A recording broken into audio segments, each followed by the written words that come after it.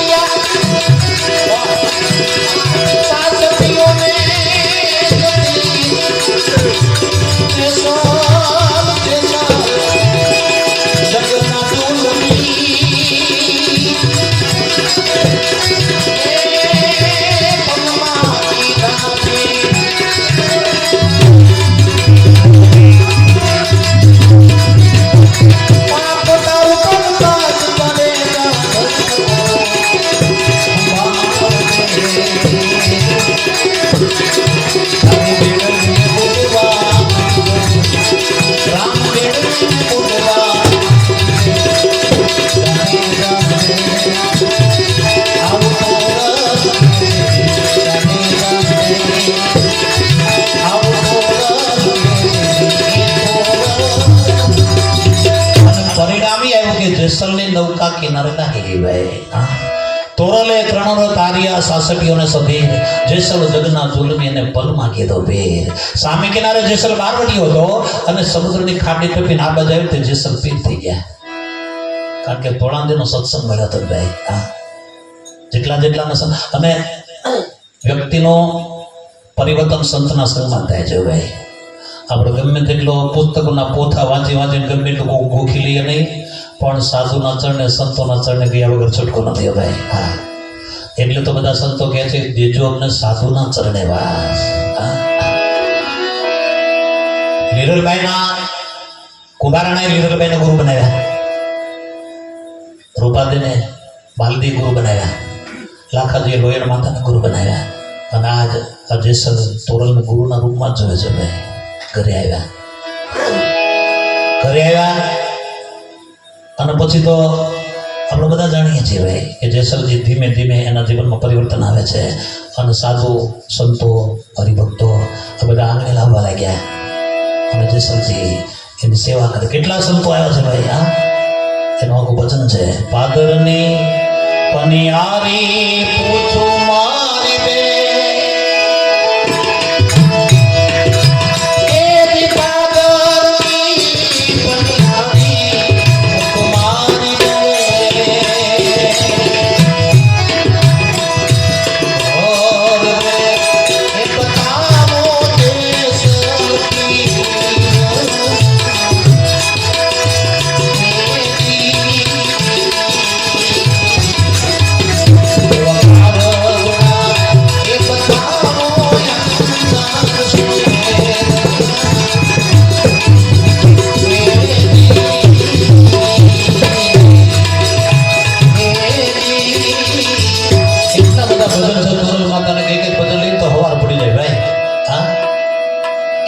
સાથે જેસલજી રહે છે. હવે સાધુ સંતો આવ્યા લાગ્યા. જેસલ એની સેવા કરે છે, ખાવા માટે અન્ન આપે છે, પહેરવા માટે વસ્ત્રદાન પણ આપે છે. એમાં એક દિવસ તોળાંદીએ જેસલને કીધું કે મહારાજ રસોઈ તૈયાર પડી છે, કોઈ સાધુ સંત કોઈ અભ્યાગત આવે તો એને તમે ભોજન કરાવજો, એને જમાડજો પ્રેમથી. હું મારા કપડાં કેટલા દિવસ થઈ ગયા, કપડાં મેલા થયા છે, હું નદીએ જઈને કપડાં ધોઈ આવું. જેસલ કે નહીં, તમે સાધુ જમાડો, તમારા કપડા હું થઈ. અરે બોલો તમે મરદ છો? એ કે હતો, અત્યારે નથી. હતો, અત્યારે નથી. હવે તો તમારો ગુલામ બની ગયો છો દેવી, તમારા કપડા લાવો.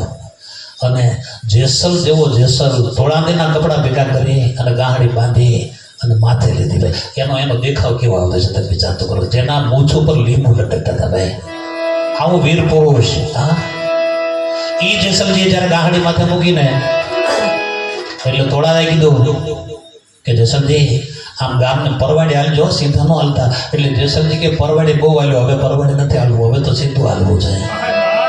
અરે બોલે આ ગામના લોકો તમને જીવવાની દે, બોલે જે થવું હોય તે થાય, પણ હવે તો રાજમાર્ગ ઉપર આવવું છે. અને એ માથે પોટકું લઈને જેસલજી નીકળ્યા. અને ગામ હોય ને એવો હોય ને ભાઈ, બે બાજુ વચ્ચે જેસલજી જતા હતા અને બે બાજુ નહીતર એ જેસલજીનું નામ સાંભળે ત્યાં ધ્રુજવા મળતા હતા ભાઈ.